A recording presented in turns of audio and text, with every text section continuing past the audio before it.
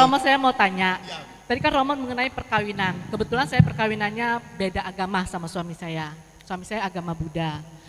Dan memang waktu perkawinan kita mengikuti pemberkatan perkawinan. Sampai saat ini perkawinan saya sudah 20 tahun, tapi dia tetap dengan ajaran dia masing-masing kayak gitu. Apakah nanti kita tetap bertemu di sana, beda keyakinan, sudah beda jalur gitu loh Romo. Walaupun gimana suami saya itu orang tipikalnya rapi, jadi dia suka marah. Terbalik, dia suka marah, saya yang dimarahin, saya kalau nggak dimarahin satu hari, malah saya pusing kepala saya. Gitu. Jadi pertanyaan saya tuh gini, dengan dia bertambah usia, dengan bertambah penyakit, ibaratnya menjelang tua, dia sering sakit, jadi sering berdoa, paritanya semakin kuat. Kalau agama Buddha tuh kuat kan paritanya. Pagi dia doa, sebelum dia kerja doa, sebelum tidur dia doa. Dan dia vegan, kalau tanggal 1, tanggal 15 Chinese. Nah, makanya saya sekarang berdoa saya semakin kenceng. Apakah saya mau ikut dia atau dia ikut saya, gitu. Jadi menurut pendapat Romo gimana, saya harus doanya gimana supaya dia ikut sama saya? Karena selama ini nggak ikut-ikut sama saya ke Katoliknya. Terima kasih Romo. Baik Ibu, terima kasih. Beri tepuk tangan untuk Ibu. Bu siapa? Diana. Terima kasih Ibu Diana. Jadi di dalam gereja ada perkawinan beda gereja dan beda agama. Kalau beda kelamin sudah pasti. Nah, bagaimana kalau saya hidup dengan pasangan yang beda agama? Memang kita sebagai yang Katolik tidak pernah boleh kehilangan dasar iman kita. Itu. Saya harus tetap menyelamatkan dasar iman saya. Dan saya harus berbuat berdasarkan iman saya. Itu ya salah satu pegangan. Apakah suami ikut saya atau tidak? Itu tadi tapal batas. Karena iman itu adalah kuasa Tuhan. Iman itu adalah panggilan. Jadi bukan kita berdoa kenceng-kencengan. Menang Maria atau Kuan Im. Jangan diaduin.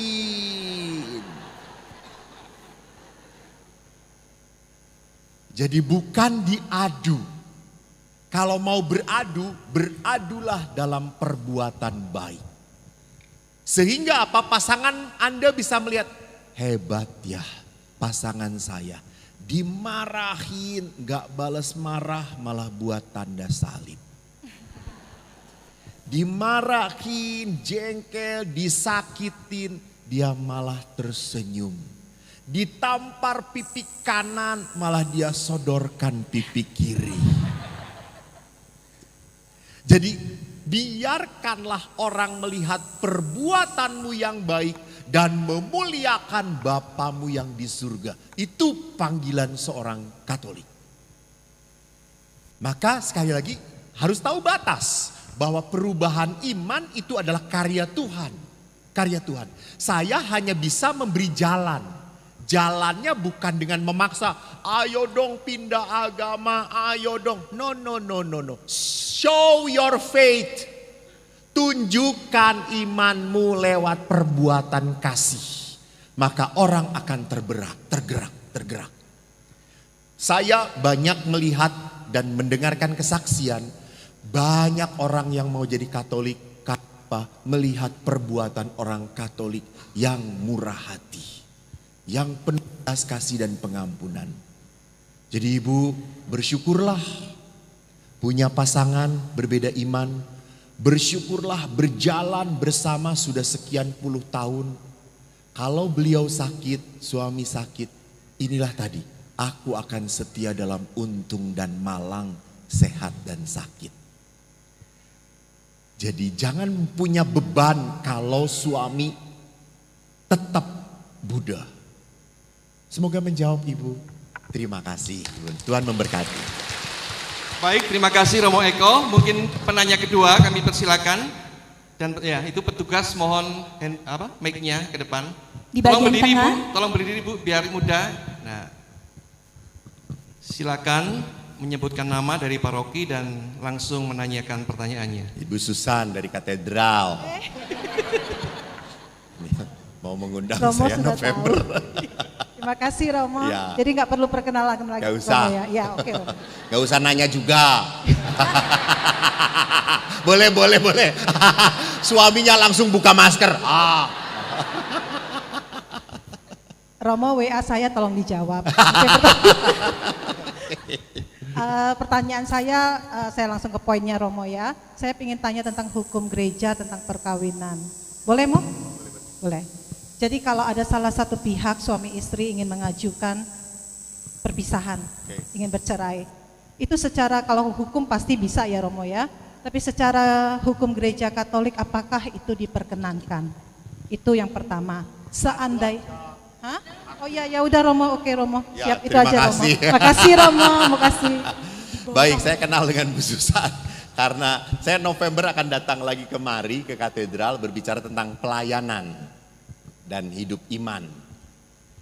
Jadi Bu Susan, Bapak Ibu yang terkasih, bagaimana kalau pasangan saya menuntut kita cerai. Kita bawa ke pengadilan. Sebagai Anda pihak Katolik tidak boleh nerima, diam saja. Diam. Tanda tangan, jangan. Ambangkan dan abaikan. Kenapa? Karena dalam gereja Katolik tidak ada perceraian. Kalaupun dia memakai macam-macam kan, money has power gitu, akhirnya terjadi, diceraikan. Anda diceraikan dan dia pergi ke wanita lain, Anda tidak berdosa. Anda tidak berdosa. Anda masih boleh menerima sakramen, boleh banget.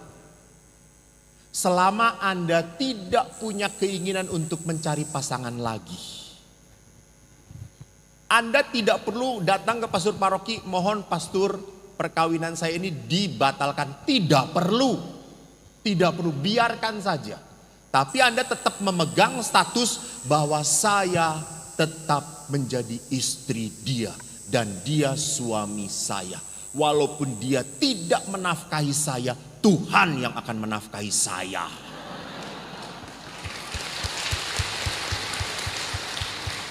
Bu Susan, ini kejadian yang terjadi di paroki saya. Seorang ibu, aktivis. Ingat, jadi aktivis itu di gereja bukan berarti hidupnya jadi enak. Enggak, banyak penderitaan. Sudah menderita dimarahin oleh umat, dikomplain umat. Lebih menderita gak ada bayaran. Dijelek-jelekan. Ibu ini lebih menderita, pasangannya. Dia punya 3 anak masih kecil. Pasangannya pergi dengan wanita lain.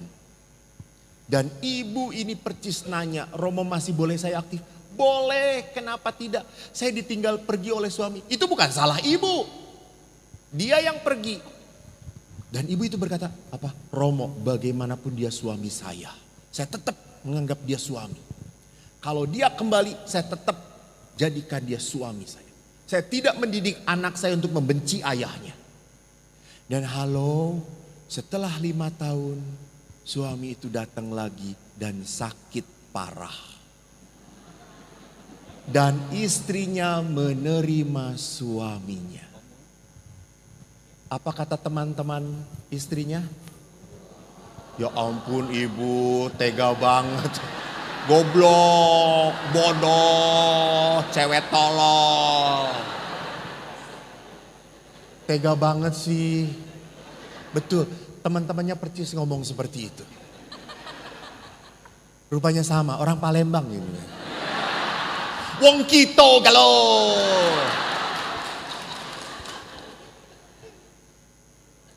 Tapi jangan pernah lupa, apa yang bodoh di mata manusia, mulia di mata Allah.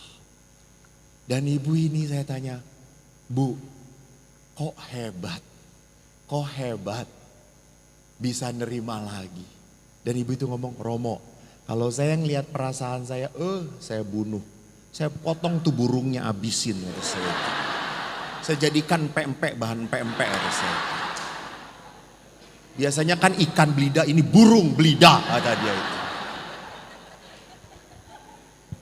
Saya marah, saya jengkel Romo. Kalau melihat perasaan saya, tapi saya melihat dia. Saya melihat dia. Dia yang nyuruh saya terima dia sebagai suami. Dia yang nyuruh Romo. Saya nggak ada pilihan lain. Ya sudah, saya terima. Dan suami ini 1 tahun di tangan istrinya meninggal dunia. Lalu saya tanya juga, Bu, suami meninggal diurus oleh ibu itu. Terus saya tanya, tiap hari dikasih racun apa? Ya enggak, Romo, kata dia itu. Saya sayangi dia gitu ya. Tapi hebat. Saya mau mengatakan apa? Ingat, di dalam sebuah perkawinan kalau Anda tidak bisa mengampuni pasangan, sekali lagi, hidup perkawinan akan menjadi berat. Maka Yesus ngomong apa? 70 kali 7 kali. Jika 7 kali dalam sehari pasanganmu minta maaf, engkau harus memaafkan dia. Edan. Betul. Itu tuntutan. Jadi itulah. Jadi kalau Anda dituntut oleh pasangan, ambangkan, jangan diikuti. Biarkan saja. Karena apa? Karena saya pegang aturan di dalam gereja Katolik. Tidak ada perceraian. Kalau dia mau ngurus, silahkan. Kalau kau pun pergi, kau tetap pasanganku. Dan saya tidak akan mencari yang lain. Semoga menjawab, saudara. Terima kasih.